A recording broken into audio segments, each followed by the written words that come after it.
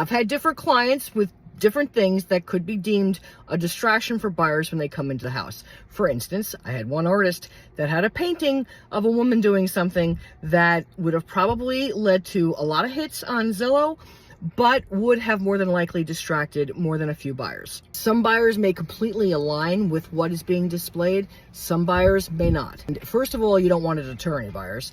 And second, even if it is something that they align with, it still can serve as a distraction. Having extra area rugs on the floor. If you've got beautiful hardwood floors and you have, let's say, smaller area rugs that are kind of scattered about, you want buyers looking at those hardwood floors. I've had some sellers take it a little personal when I have suggested that they remove certain things from the home prior to showings. And it is not meant to be something that is personal. It's just looking at the home and looking at a way to reduce as many distractions as possible. Clutter falls into distractions also.